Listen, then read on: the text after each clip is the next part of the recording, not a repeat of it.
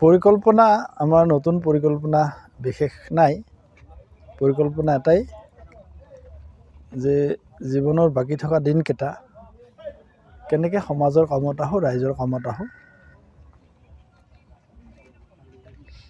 ৰাইজৰ সমাজৰ উন্নয়নৰ হকে কিমানখিনি সমৰ্পিত মনোভাৱেৰে কাম কৰিব পাৰোঁ, তাৰ কাৰণে সংকল্প লৈ কাম কৰাৰ এটা আশা মনত বান্ধি নতুন বছৰটোত আমি আগবাঢ়ি যোৱাৰ এটা সপোন দেখিছোঁ।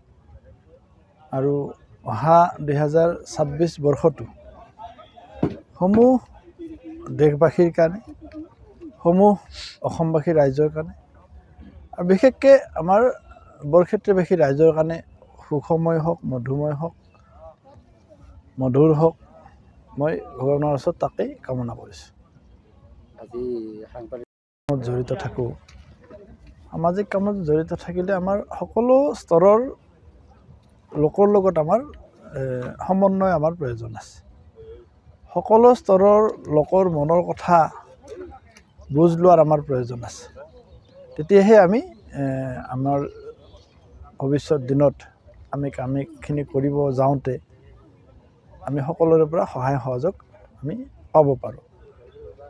আৰু নতুন বছৰটোত বিশেষকৈ জানুৱাৰী মাহটোত আমি লক্ষ্য কৰিছোঁ, আজি সাংবাদিক বন্ধুসকলৰ বহিছোঁ আৰু বিহুৰ আগে পিছে আমি গোটেই বৰক্ষেত্ৰীৰ জ্যেষ্ঠসকলৰ লগত বহিম, তাৰপিছত আমি আমাৰ যুৱসকলৰ লগত বহিম। এনেকৈ প্ৰতিটো স্তৰৰ মানুহৰ লগত বহি তেওঁলোকৰ মনৰ কথাখিনি বুজ লৈ যাতে ভৱিষ্যত দিনত আমি সকলো মিলি এখন সুন্দৰ বৰক্ষেত্ৰী নিৰ্মাণ কৰিব পাৰোঁ, তাৰ কাৰণে আমি প্ৰত্যেকে নিজৰ নিজৰ যাতে অৰিহণা নিজৰ ক্ষেত্ৰত থাকি জগাব পাৰোঁ। যিকোনো খবৰৰ বাবে যোগাযোগ কৰক আমাৰ এই নম্বৰত 9181 307 221।